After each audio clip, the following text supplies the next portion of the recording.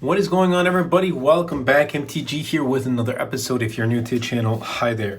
So this is the OnePlus 11 and I have it in the studio. I'm going to unbox it. I have right here the 16 gigs of RAM and 256 gigs of storage model in Titan Black.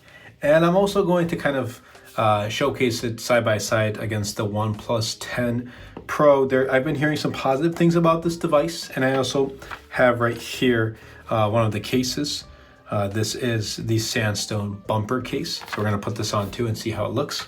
So without further delay, let's dive right in.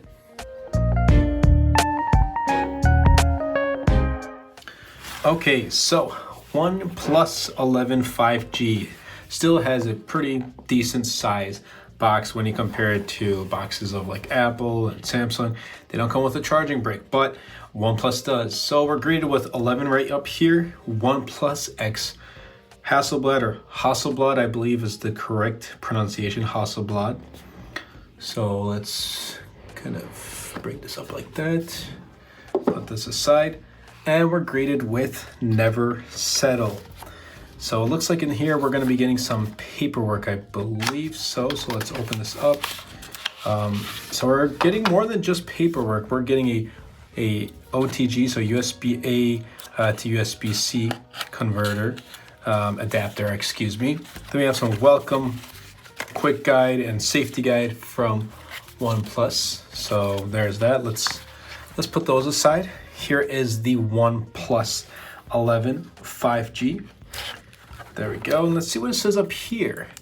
To maximize the performance of our in-display fingerprint sensor, we recommend using screen protectors from OnePlus and our official partners. Okay, duly noted. Wow, that is a big camera cutout, a big camera module circle. But then again, the one on the OnePlus 10 Pro is also pretty large. Nonetheless, we're going, at least it doesn't have the P2D50T. Oh, that was just like, why is that there? Anyway, let's put this aside right here. See what else is in the box. Oh, wow. We are greeted with a large SuperVOOC charger. All right. And it's USB-A. It's weird how OnePlus keeps switching from C to A and back to C and then back to A again, and we're getting a USB-C to USB-A cable. But I like how the cable is red. It's always been red since the very beginning. Another thing to remember that with OnePlus 11, we don't have wireless charging, but the OnePlus 10 Pro we do. So it's weird, like one year they have one feature and then the next year they get rid of that feature. It's just weird. Anyway, let's open this up. Let's peel this and let's just listen to how good it sounds. Well, I messed up there. Anyway,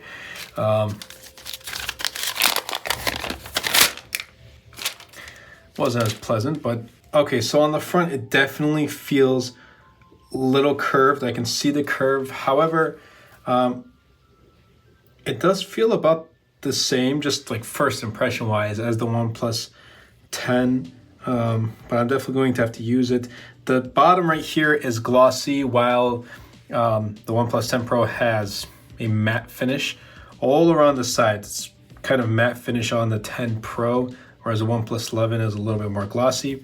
It does have the alert slider. That is back after they omitted that with the OnePlus 10T. So it's good that they brought that back. Good job, OnePlus. One thing I don't like is where the front-facing camera is placed. Why are you placing it in the corner? Place it in the middle. Just my personal preference. Moving on to the back, and let's actually peel this right here too. I don't need that. I'm just gonna put that aside. Taking a look at the back. Okay, so this camera module definitely is large. And for those who are wondering, does this piece, is it same or separate? And it actually is two separate pieces. You can feel like the separation seam, I guess you call it, but they are two separate pieces. They don't go together. They're not just one small big piece. It's just two separate pieces there. Man, I can't speak today. Anyway, Hasselblad branding right smack in the middle. Let's kind of just clean that up real quick. We're gonna test out the cameras too and see how they look. I like how the back feels. It kind of has the same texture as the OnePlus 10 Pro. The volume button is on the left and the power button's on the right. For me, that's fine. I mean, I get used to either way. I know Samsung, they have their volume and power button on the right hand side, but then again, they don't have the alert slider too. So there's that to point out. We have USB-C right here, which is for fast charging. Then we have the SIM card tray on the left. Again, power or volume buttons on the top. We just have a set of microphones. So there is that. But we're gonna try it out. We're gonna try out the OnePlus 11. Man, I'm so used to saying Pro. I guess this is it for $699. My model was $799. I got a trade in, so $500 off with OnePlus 10 Pro, and I'm getting this for $300 essentially. But let's boot this open. Let's turn it on, get it started, and I'll see you guys in a little bit. Okay, so here it is, OnePlus 11. Now the first thing that I did notice when kind of using it while setting up, it actually feels really snug and comfortable in the hand. Something that I do appreciate. I'm not really a big fan of this camera module, but I know I'll get used to it over time. I kind of don't like how they put Hasselblad right in the middle. That's okay though. Other than that, the curve doesn't really bother me too much. Like, it's very, now I can kind of notice it's a little slightly less curved than with the OnePlus 10 Pro, and even the OnePlus 10 Pro wasn't that much curved either. And by the way, these wallpapers right here, they are looking pretty good on the OnePlus 11 and the OnePlus 10 Pro. It's my latest wallpaper pack called Nebula. I'll be leaving links in the description down below. My absolute favorite wallpaper pack. I've been rocking them ever since I made them, and definitely be sure to check them out. But going back to OnePlus 11 and kind of comparing it with OnePlus 10 Pro, one thing that they didn't change that I kind of wish, again, like I said, is the placement of the front-facing camera. I kind of wish it was in the middle, but oh well. I think peak smartphone for OnePlus was the 7 Pro. I know it was a mechanical extra, piece of hardware, the selfie camera, but it was all screen. And if you guys want to see a comparison or something between, or some type of video between the OnePlus 11 and the OnePlus 7 Pro, let me know in the comments down below. But I will be testing OnePlus 11 versus OnePlus 10 Pro, and if you guys want to see also with the OnePlus 7 Pro, I'm going to be testing the charging speeds, how fast it is.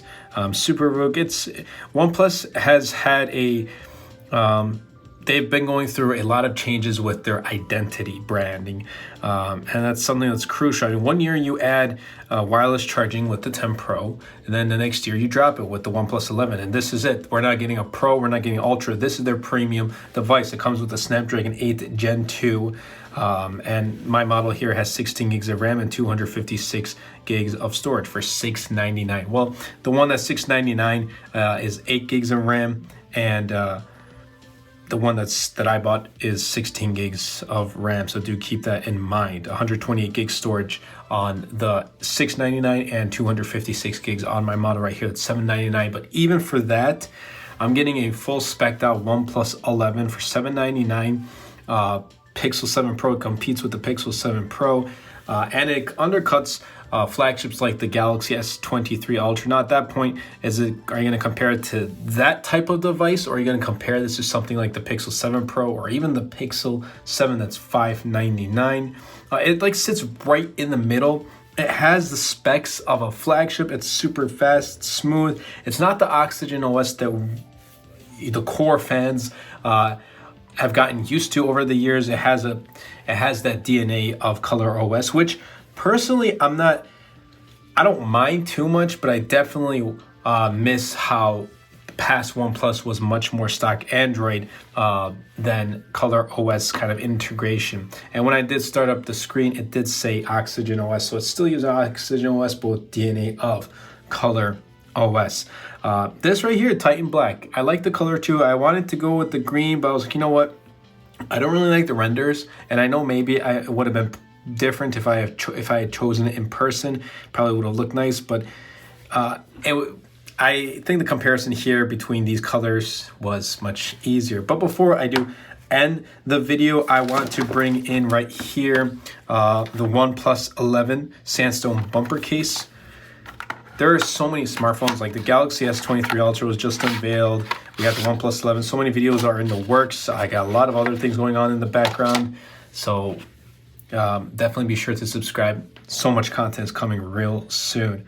But I like how this feels in the hand, to be honest. Definitely, it feels like sandstone, but it's not. I remember the OnePlus One sandstone back, and this is not 100% it. But nonetheless, let's put it on just so I can give some protection to this. And wow, like I thought this was going to be a piece of like plastic, but it's not. So that's always good to know.